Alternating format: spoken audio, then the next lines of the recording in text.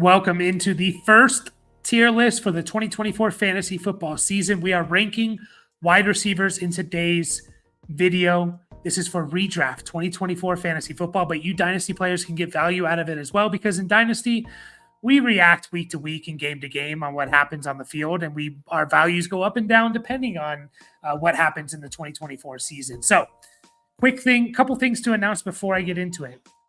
Today is July 24th. This is kind of the preseason rankings, right?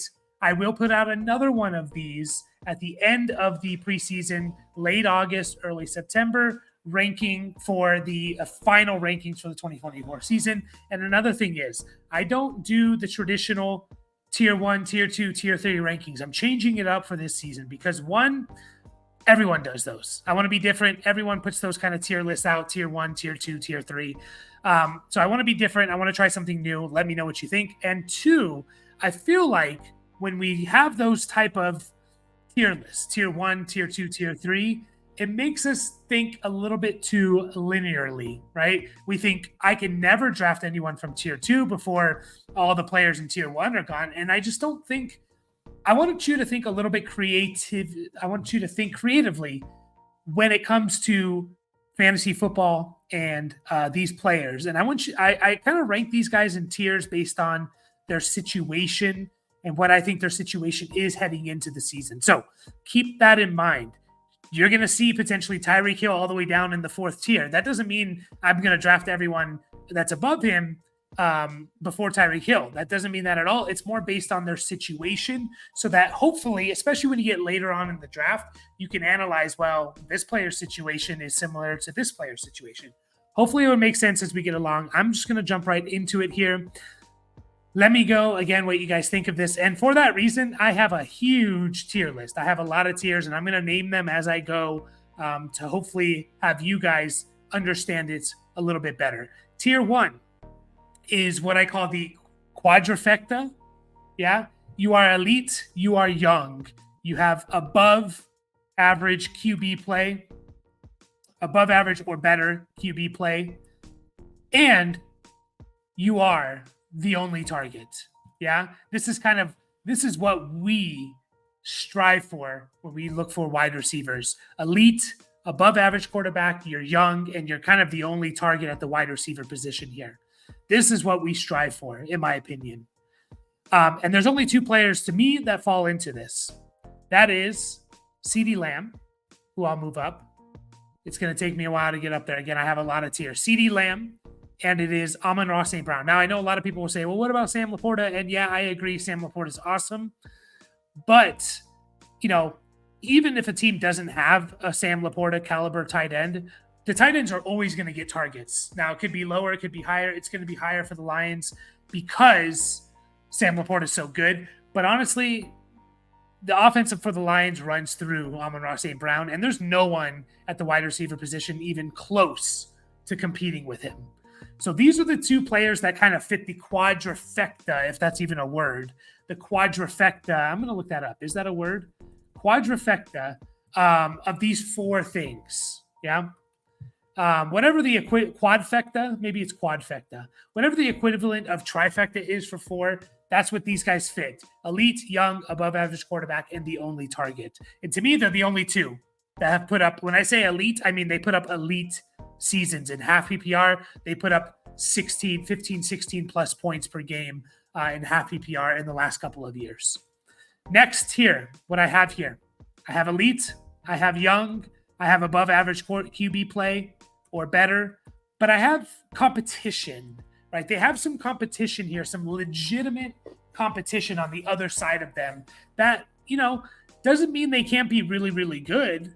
It just means that potentially, there's a couple games here and there where that other player goes off, right? Jamar Chase is in here and A.J. Brown. Those are the only 2 that kind of fit this category. Again, they both put up elite seasons, 15, 16 plus half PPR points. They both have really good quarterbacks in Jalen Hurts and Joe Burrow. They're both young, and they just have competition. For Jamar Chase, it's T. Higgins. For A.J. Brown, it's Devontae Smith. And those guys are legitimate competition right there. And I am going to move myself a little bit down here to make hopefully you can see that a little bit better. Those guys are legitimate competition. Like if you could have games where the Bengals offense does really good and it's the T. Higgins game or it's the Devontae Smith game.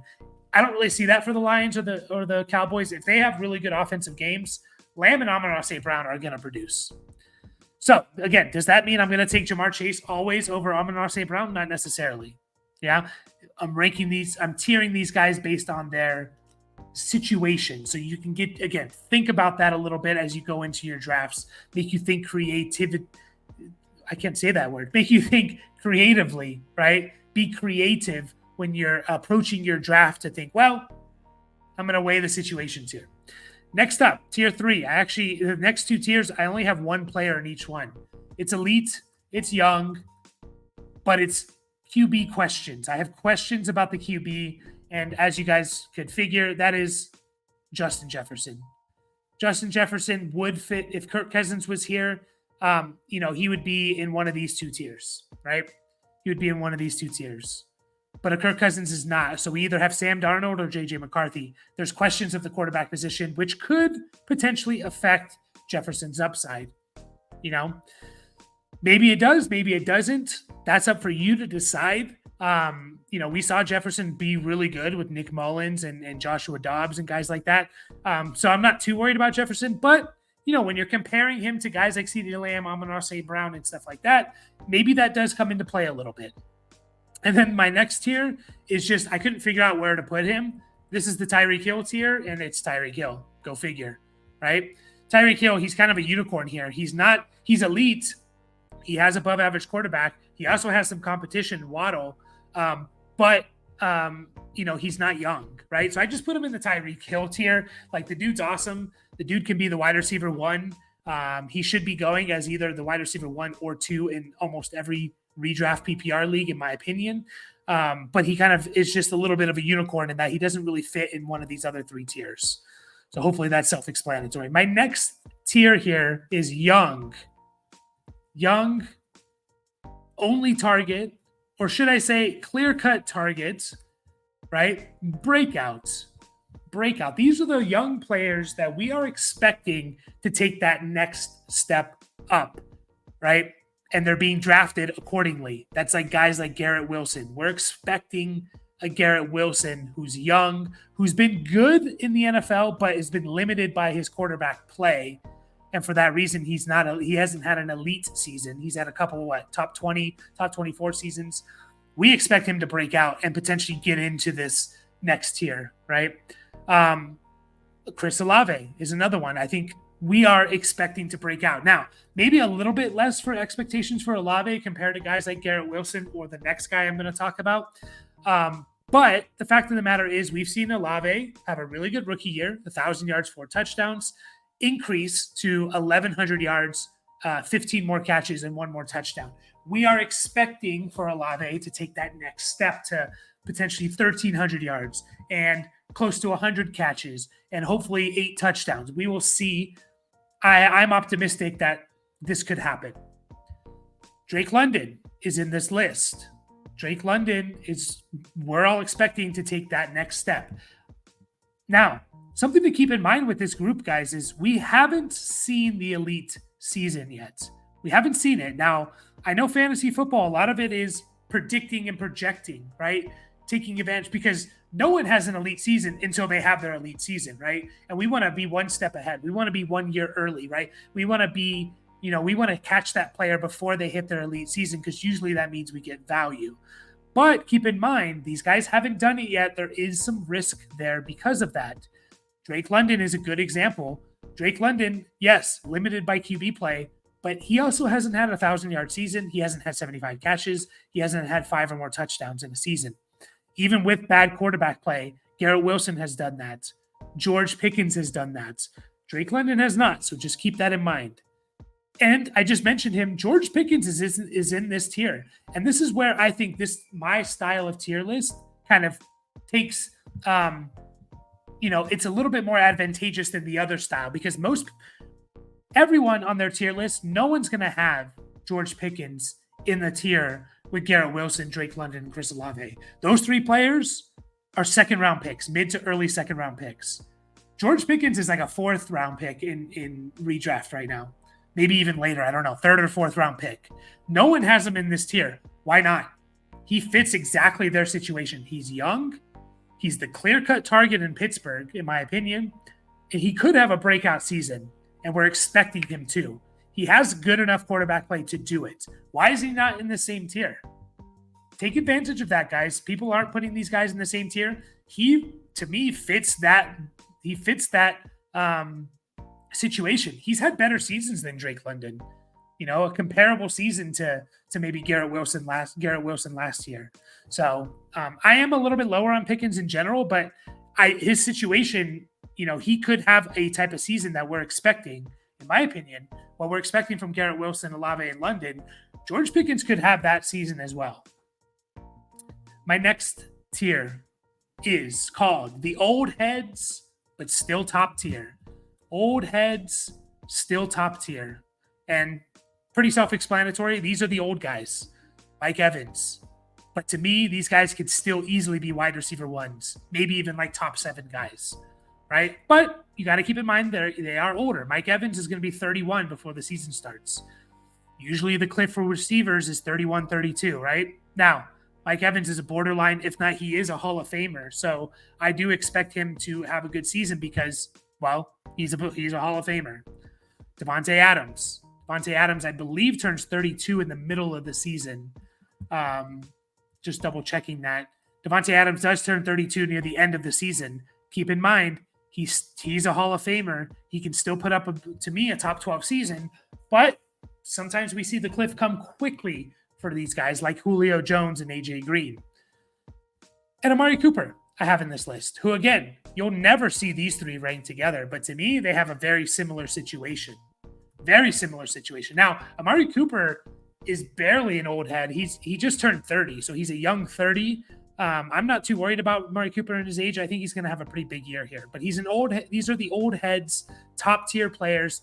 To me, these are all players that are 30 years or older that can still be wide receiver ones.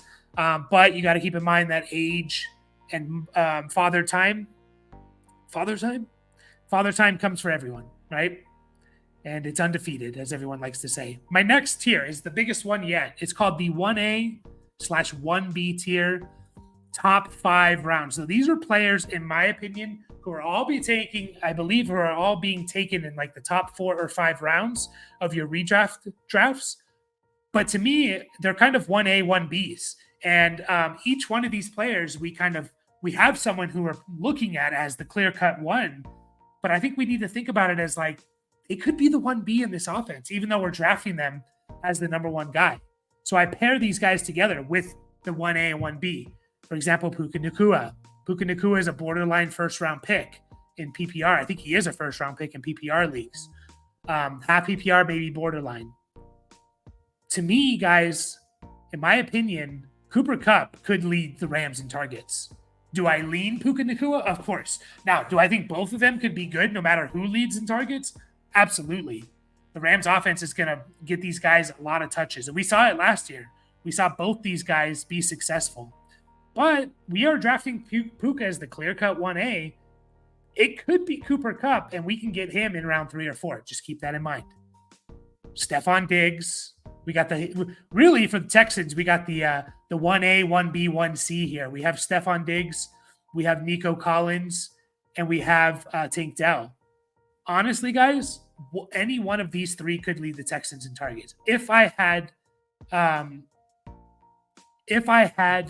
to choose, I would choose Nico Collins, and that's who's being drafted first.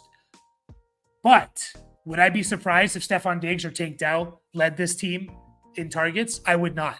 I would not at all. But everyone's looking at Nico Collins as the guy. Mostly because he got paid, as I turn on some light here. I don't like that. Too much light. Sorry about the lighting. I don't have a good lighting right now. 1A, 1B, and in this case, 1C for the Texans guys. We have DJ Moore and Keenan Allen. Yeah, DJ Moore and Keenan Allen. Once again, everyone's drafting DJ Moore as the leading target guy. That probably is the case, but I wouldn't be surprised if Keenan Allen is the leading target getter for the Bears. I don't have Roman Dunze in here because rookies I have in their own tiers, just so you guys know. Okay. And there's one more. It's Brandon Ayuk and Deebo Samuel. This one's interesting because we've seen it work. We've seen both these guys be like top 12, top 15 players. So I'm not too worried about this one. We haven't necessarily seen it with the other guys, but we've seen it with the 49ers guys. So I'm not too worried, but they are kind of a 1A, 1B. I think they're almost going like back to back. So did want to throw them in there.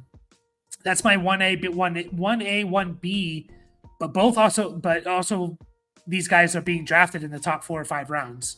I do have another 1A, 1B list. That's later on, but it's kind of a tier down type of guys. Next up, I have other number ones. These are the other players here that are to me, the number one targets pretty clearly on their team, but they don't really fit into the other categories of young, clear-cut breakout or old heads and stuff like that. So we have other number ones here. DK Metcalf. DK Metcalf, I think, could have a big season. In my opinion, he could have a very, very big season. And I'm hoping that. So I expect DK Metcalf to have a big season. But the fact of the matter is, DK Metcalf, although he has been kind of the number one receiver, although Tyler Lockett has out-targeted him like every year, I think, since DK Metcalf's been in the league, or almost every year. I do think Lockett's going to fall off a bit. I do think DK Metcalf is the number one receiver fantasy point wise, maybe not targets, but for fantasy points. Although I do expect him to have a big season, the fact of the matter is DK Metcalf has been more of a low-end wide receiver 2 ever since his big 2020 season, 2021, 2, and 3. He's been more of a mid to low-end wide receiver 2 rather than this elite number 1 guy that we think of. So I do put him in this tier where even though I think he's going to have a big season, I have to also look at the facts and see kind of what he has done, right, over the last, several seasons. Michael Pittman. Michael Pittman, to me, is kind of fits in this other number 1 wide receiver. Is he going to lead the Colts in targets? Absolutely. Is he going to lead them in fantasy points? Absolutely. What does that mean for Michael Pittman? I'm not 100% sure. Although we've seen good finishes in total points for Michael Pittman over the last couple of seasons. For example, last year in half PPR, he was wide receiver 15. If you look at his points per game, it's actually a little bit disappointing. Wide receiver 19, which isn't disappointing, but maybe not as high as you would think. There's a big difference between a top 15 receiver and a top 20 receiver, in my opinion. He was wide receiver 19 in points per game last year. And then in 2022, he finished as the wide receiver 23, but he was wide receiver 29 in points per game. So I don't know if there's elite upside for Michael Pittman. I think he's going to be very nice in PPR. I think he's going to be a top 20, 24 receiver. I just don't know if he can crack the top 10 given the offense he's in and given kind of, historical evidence we've seen from Michael Pittman. And then the last one here is Christian Kirk, who a lot of people sleep on. To me, he is the number 1 wide receiver for the Jaguars and probably leads the team in targets, receptions, yards. I know Evan Ingram's there, but if you look at the splits between Christian Kirk and Evan Ingram when Christian Kirk was healthy, and once Christian Kirk got hurt, Evan Ingram was awesome. Like that's when he started to get all the targets and receptions. So Christian Kirk, people sleep on him. You look at his per game stuff, like he is a lot better than we would think. Christian Kirk in 2022 was wide receiver 19 per game. That's better than what Michael Pittman was. Christian Kirk, if you take out, week 1 of last year when he put up a goose egg, and then the game where he almost put up a goose egg, and then the game where he got hurt early on, week 13. If you look at weeks 2 to 12, Christian Kirk in points per game was wide receiver 19 once again. You guessed it, tied with Michael Pittman. So, Christian Kirk kind of slept on. He kind of fits into that other number 1 wide receiver. Next up, in my next tier here, I have what I call the elite Robins. These are the clear-cut Robins to the Batman of their offenses, but to me, they can be elite. They can put up potentially top 12 seasons if everything kind of goes right. Yeah, and we've seen it before. That's Jalen Waddle. He's an elite Robin. We've seen Jalen Waddle put up a top 12, 15-point season, even with Tyreek Hill being as good as he is. That's Devontae Smith. We've seen Devontae Smith and A.J. Brown put up, I think in 2022, we're both top 10 in total points or points per game, I forget. But he could be a top 12 receiver, even with A.J. Brown being awesome. And T. Higgins, we've also seen this. I know a lot of people are a little bit down on T. Higgins just because, he was hurt and kind of out of it last year. But I think the Bengals offense, I think Joe Burrow could win MVP. I think Jamar Chase is going to have a big year. And if Joe Burrow is going to win MVP, T. Higgins is also going to have a big year. And he's motivated because he wants that contract. Moving right along here. Those are my elite Robin tier list. I have another number one category, but this one is the number ones on the offense. They're the number one target on the offense, but we have questions about the offense. I put questionable offense, yeah? Because even though they are the number ones for their teams, we're not so sure about what that means really, right? Terry McLaurin, I could see this moving up from McLaurin, kind of moving into this other number one tier, but it really depends on Jaden Daniels. And because he's a rookie, we just don't know how this offense is going to be. If it clicks and is good, and Jaden Daniels has a really good rookie year, I think Terry McLaurin's going to be very good. Very good in the sense of a top, at worst top 30, maybe top 24 wide receiver. But he's a rookie running quarterback, and we have some questions about this offense. Deontay Johnson. Carolina Panthers averaged like less than 13 points per game last year. If they're not scoring touchdowns, Deontay Johnson's going to have very limited upside, even though he could lead the team in targets, yards, receptions, all that stuff. What does that mean, though? What does that mean? Could be better, for sure, with Dave Canales coming in. Could also just be not good if Bryce Young isn't good. And we have Cortland Sutton. Again, what do we expect from Denver? What do we expect from Denver in this offense? If Bo Nix is the starter, I think I saw that his over-under for touchdowns is like 18.5, his yards over-under for yards is probably like low 3,000s. Even if Cortland Sutton's the main clear-cut guy, what does that really mean on a potentially really bad offense? Again, could that change? Of course. So keep in mind that this is why I like to do these type of tier lists, because yes, they're the number one target on a potentially bad offense. What if their offense is good? Now you have a number one receiver, and you might not think about it when you just see tier 6, Terry McLaurin, Deontay Johnson, Cortland Sutton. You just think of them as tier 6. Think of them as the number one targets on offenses in which we have questions, which means if that offense is good, Nico Collins would have been in this, Nico Collins or Tank Dell would have been in this tier last year. Number one targets on questionable offenses, right? And look what happened, because they were the number one target. Yeah. If those offenses are better than we think, you can hit gold with these guys. So just think about that when these guys are being drafted.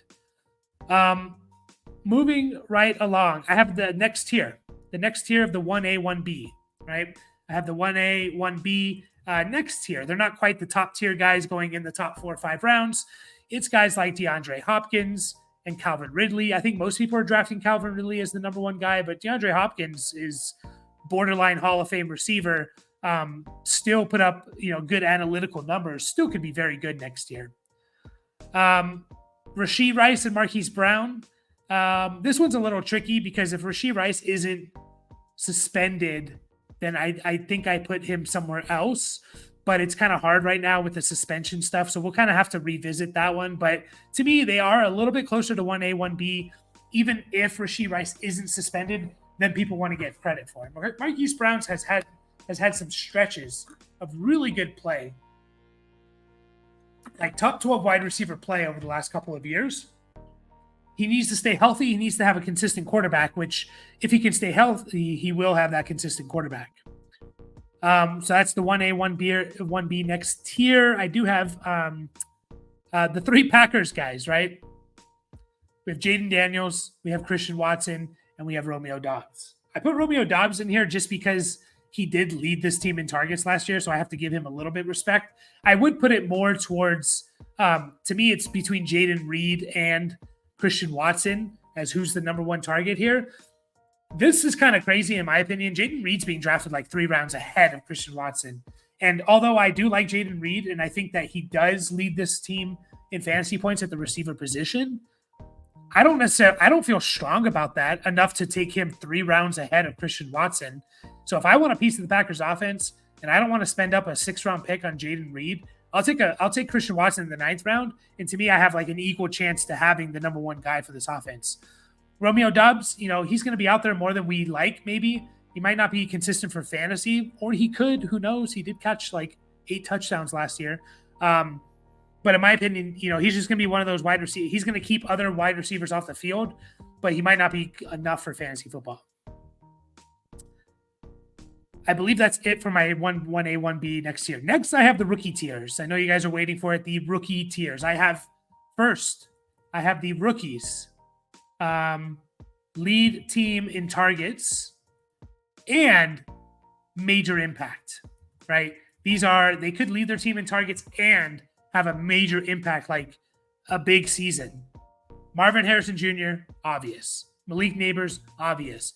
Keon Coleman, I put in this tier, and even though I'm not a big Keon Coleman fan, even though I don't think he leads the Bills in targets, I think it's going to be Curtis Samuel. And even though I don't think Keon Coleman's going to have a major impact this year, I do have to acknowledge that he has a damn good chance to do it because he's on one of the best offenses with one of the best quarterbacks in the NFL. And that wide receiver room is just all up in the air. Khalil Shakir is the only wide receiver on that team who's caught passes from Josh Allen. So anyone telling you, no, it's impossible for Keon Coleman to lead this team in targets and have a major impact, they're lying to you because there is a chance. Is it 10%? Is it 15%? I don't know, but there's a chance. And we need to recognize that. It made me rethink Keon Coleman a little bit in terms of like how I view him. Because even though, again, I'm not a big Keon Coleman fan, I do have to acknowledge that opportunity is there. Next in the tier list for rookies, I have rookies that could lead their team in targets. Rookies lead team in targets, but questionable upside, I'll say. Questionable upside. I don't know what their upside really is. Yeah. Jalen Polk for the New England Patriots fits on this list, in my opinion. He could lead that team in targets. I mean, we're talking about Kendrick Bourne and Demario Douglas as like the 1 and 2 on that team, or KJ Osborne. Like Jalen Polk, if he's just good, he could lead that team in targets. Roman Wilson. This one is going to make a little people like, what? You love George Pickens. Again, I'm not the biggest George Pickens fan. What percentage chance do I give Roman Wilson to lead the team in targets? Not very high, but I do give it a chance. And I'm basing this off of no injuries. Obviously, if there's injuries, any rookie could lead their team in targets. I'm basing this off of no rookies. In my opinion, Roman Wilson has a chance. Because George Pickens is not a huge target monster. Could he develop into that? Absolutely. He absolutely could, and I expect him to get more than 106 targets that he had last year. But he only had 106 targets last year. Now, is he going to get to 120, 130? Probably. But there's a chance that that's just not who George Pickens is. Troy Franklin has a chance to lead his team in targets as a rookie. He does. Who are we talking about ahead of him? Marvin Mims and Cortland Sutton? Like that's who we're talking about ahead of him. If Troy Franklin's just good, he could lead this team in targets. Cortland Sutton had 90 targets last year. He's not a target monster. And Marvin Mims, we don't know what we have in him. Ladd McConkey could lead the team in targets. I think there's limited upside, though. Also, the limited upside for guys like Polk, Roman Wilson, and Troy Franklin is more based on the offense than anything else. For Polk and Franklin, I don't think their offenses are going to be very good. For Roman Wilson, even if the Steelers' offense is average to above average, George Pickens is going to do enough to take away from his upside fantasy-wise, even if he does lead the team in targets. Ladd McConkey as well, like I don't know if he's going to play on 2 wide receiver sets, so he might not be out there as much as we want him to be. This team is going to run the ball more than they pass it. I don't know if he's going to have a big touchdown opportunity, McConkey, if he's only going to play in the slot, because one of the few things besides how good your offense is, your slot percentage translates and correlates a lot to your touchdown opportunities. So if you're a slot guy on a not so great offense, like a mid-tier or lower offense, you're probably not going to have a lot of touchdown opportunities. And then I have Javon Baker. And everything I said for Jalen Polk, just repeat it for Javon Baker. Now, obviously, I give Polk a better chance, but Javon Baker, if he's just good, is going to potentially lead this team in targets. Continuing on with the rookies, I have rookies that could win leagues.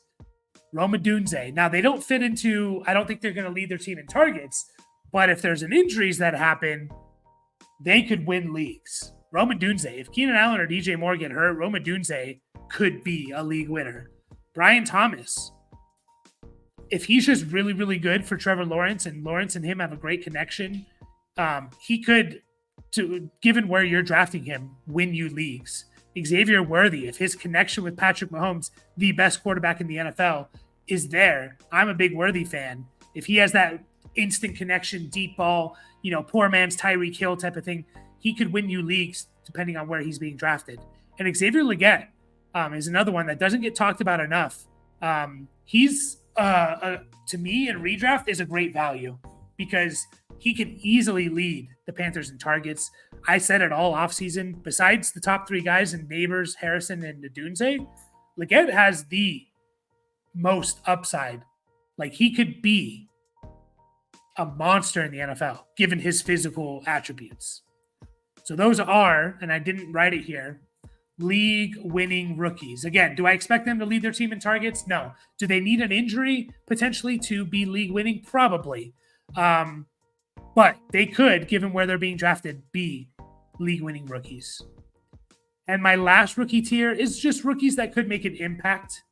Rookies that could make an impact, right? I don't expect them to lead their team in targets. They could have a few week stretch there where you're starting them during bye weeks or something. A.D. Mitchell, if this team, if he's good and this Indianapolis Colts offense is good with Anthony Richardson, even if they don't pass it a lot, if they funnel it to A.D. Mitchell and Michael Pittman, he could have an impact. Jermaine Burton is an interesting one. I know a lot of people are expecting him to kind of, he's going to replace Tyler Boyd. I don't necessarily see that.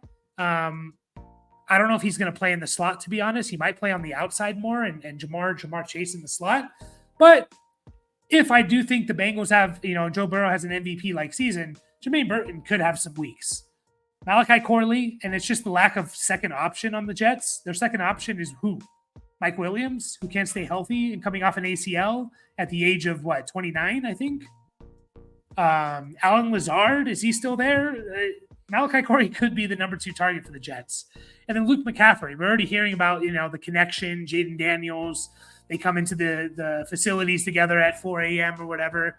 And there's a spot there for a number 2 target for Washington, in my opinion, behind McLaurin. Okay, I have 2 more tiers for you guys. I have the number 2 with upside, the number 2 receiver, kind of clear-cut number 2 in my opinion, but they have upside. They have upside. Chris Godwin. He is the clear-cut number 2 behind Mike Evans, but he has upside. He has upside. A lot of people would be surprised by this. Chris Godwin had 83 catches, over 1,000 yards. He just couldn't score touchdowns. If he can get 4 more touchdowns, he's a startable fit. We're talking about Chris Godwin, completely different. He had 130 targets last year, guys. 130 targets. Mike Evans had 136. They were basically even in targets. So he's a number 2, but he has upside. Jordan Addison. If this offense is actually still pretty good with Sam Darnold or J.J. McCarthy, there's going to be enough to go around, especially if Hawkinson's not ready. Jordan Addison, who we just saw as a rookie, put up 10 touchdowns and over 900 yards for any rookie is amazing. Now, is he going to get suspended? I don't know. He's a number 2, clear-cut number 2, has upside. I put JSN in this, and I think he has the most upside out of anyone in this list because I think he was the number 1 wide receiver taken in that draft class for a reason. And I think he overtakes Lockett. It's a little controversial because, Lockett's considered the number 2. I think he overtakes Lockett, and he could be the leading target getter for the Seahawks. And I think the Seahawks offense is going to be really, really good this year. 2 more players, Zay Flowers. It's tough with Zay Flowers because he had such a good rookie year as well, right? He had such a good rookie year. I put him as the number 2 with upside because I do consider him clearly behind Mark Andrews as the number 2 target on this team. But man, Zay Flowers, if he takes that next step, he has crazy upside in my opinion, which I'm willing to take it's tough. Like am I willing to take a chance on him? Where he's being drafted? Maybe. But it is the Ravens, and we just haven't seen a wide receiver produce big fantasy seasons with the Ravens. And then last one here is Jameson Williams. Jameson Williams, to me, on a really, really good offense. The Lions kind of made a statement. They did not bring in any receiver. They did not draft anyone in the first 4 or 5 rounds at the receiver, tight end, or receiver position in a deep receiving class, a wide receiver draft class. They didn't draft anyone. That means they believe in Jameson Williams, in my opinion. That's what that's saying. Now, is he kind of the clear-cut 3rd target? Maybe 4th if he's behind Gibbs? Yeah, but also, what if he's just really good? He was a former first-round pick who a lot of people thought, if he didn't tear his ACL, would have been the number 1 wide receiver taken in that draft class. What if he just lives up to his draft capital? It's kind of a make-or-break season for Jameson. Last here, guys, and then we will be done. It's just called sneaky value. Some guys that I think aren't being valued maybe as much as they should. Curtis Samuel, I already talked about it. I think he leads the Bills in targets. He's not being drafted that way. He's significantly behind Keon Coleman, and he's almost right there with Khalil Shakir, who I also have in this list. If I had to put money, though, it is on Curtis Samuel leading this team in targets. Jacoby Myers, I put on here. I think a lot of people would be surprised to hear Jacoby Myers' numbers the last couple seasons. 2022, Jacoby Myers was a top 30 wide receiver, which isn't saying much, but it is what it is. Last year, he was in points per game. He was wide receiver 25. In total points, wide receiver 24. And he caught 10 touchdowns. Jacoby Myers could be a sneaky flex play, bye-week replacement. People are just not valuing him that way. Joshua Palmer could lead the Chargers in targets. I think he's going to run the most routes. He's going to have the highest snap percentage out of any Chargers wide receiver. More than McConkey, DJ Shark, Quentin Johnston. And for that reason, he could lead this team in targets. He could just be a solid 900-yard, 7-touchdown, 80-catch receiver who's going to be flex-worthy at times. Jahan Dotson, what if, like I talked about with McLaurin, what if Jaden Daniels is the real deal and he has a CJ Stroud / Justin Herbert season?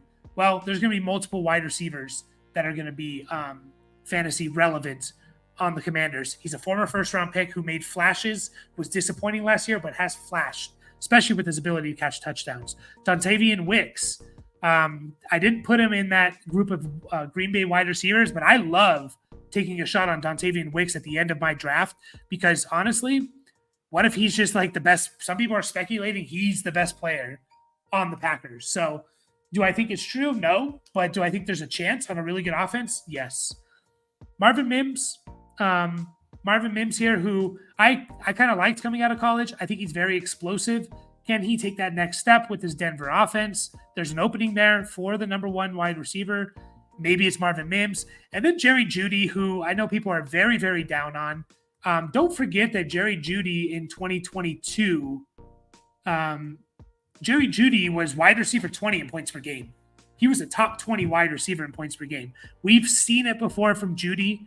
If Deshaun Watson can get back to anywhere close to 2020 season, Jerry Jeudy, I think, has a chance at being a decent fantasy option. So there you have it, guys. That is a long tier list, but hopefully this helps you kind of think about these players a little bit differently rather than, oh, this guy's in tier 6. I can never draft him over tier 5 receiver, right? Think about it a little bit differently. Think about it creatively. And hopefully this helps you. Let me know if it does. I'll be back soon. All this over the next week. We will be putting out the quarterback, tight ends, and running backs. Appreciate you guys. As always, like and subscribe. Catch you all in the next